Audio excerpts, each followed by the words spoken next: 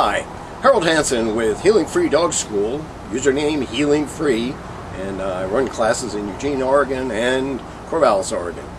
You're probably wondering, why is a dog trainer talking about scuba diving? Scuba diving is has been a great pleasure. I've done it since about 1983, and I mostly lake dive. Our Pacific coast is kind of rough, and you're limited by having to dive. The tide changes, and the visibility is not very good. At least those are my feelings. I know some people love to go out in the Pacific, and that's great. But I do a lot of lake diving, and I have some photos of Clear Lake. Clear Lake is located about 75 miles from Eugene, Oregon, and it's actually the origin of the Mackenzie River, which flows down into Eugene. And I've taken a number of photos, and I'll be posting them in little sections. I posted one called Algae. You think, oh wow, that sounds really exciting. But some of the algae in Clear Lake is just really, really interesting. And I hope you'll watch it. The idea of this video, Clear Lake, by the way, was formed by a lava flow, I believe about 2,000 to 3,000 years ago, and this lava flowed down and blocked a river, and it filled up. And what's really unique about Clear Lake, I think there are 7 Clear Lakes in Oregon, and most of them are not clear. I've been to some Clear Lakes where you can't see very far. This Clear Lake, I've actually taken a tape measure and extended it out 200 feet, which is the full length of it, and you can actually see 200 feet this way, which is pretty darn good visibility. There are two sides of Clear Lake. It's kind of a kidney-shaped lake.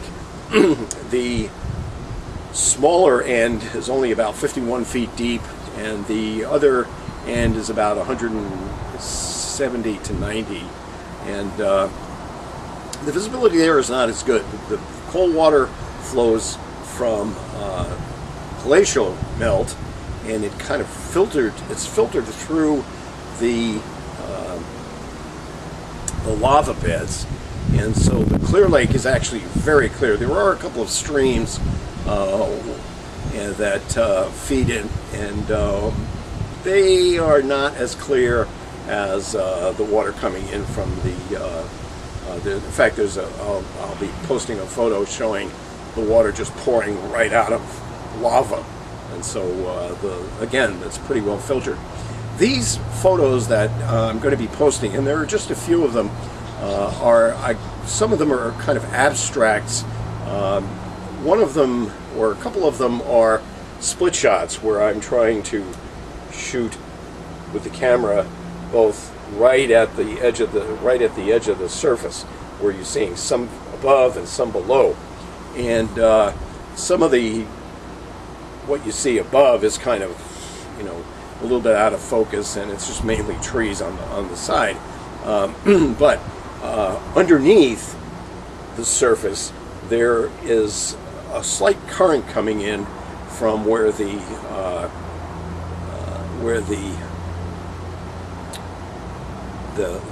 water flows out of the lava, and there's one place called Big Spring, which or Great Spring, and the water that's where the water is actually coming out of the rock, and I'll post that photo on this one.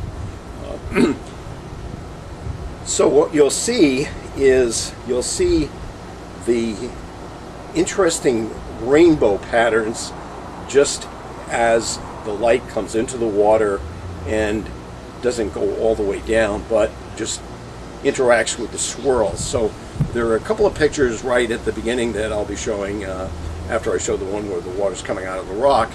And then there are some other ones. I think there are 4 other ones that are called underwater rainbows.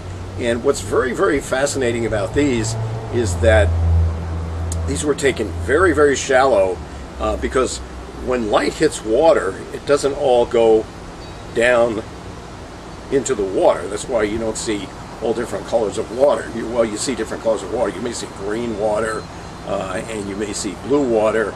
Usually blue water, the light is going deeper, and green water, the light is not going as deep, and sort of brown water is, the light's not getting in very far at all. So, with the underwater rainbows, there were some twigs and sticks and things like that, and what you'll see is when the light hit the surface of the water and started going down into it, there were some little currents, and not a whole lot of currents, not like the abstracts that you'll see right at from the first photos, but you'll see some little circular patterns that look like little rainbows, just like if you took a stick and you painted a rainbow around it. So that's how that effect happened, and I hope you'll enjoy them. This is going to be, I'm talking a lot longer than you're going to be watching the photos, but that's how the effect happened. There's another one where there's just a little bit of a slope, and there's some algae that you'll see the light hitting and creating some slight rainbow effects in the algae. So anyway, I hope you'll enjoy these photos and video. The short video is just mostly an explanation. So anyway, I'm going to be posting a bunch of different ones. I've got some of a rowboat that's sunken in the lake. I've got some where you're looking down into the lake, and so I've got some really old ones, about 1986 I would imagine, where we actually went down and took some pictures.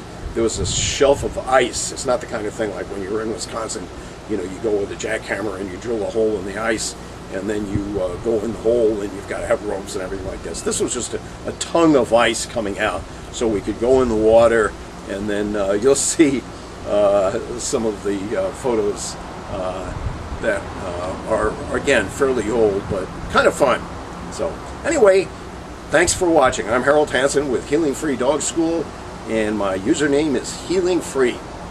Again, post your comments.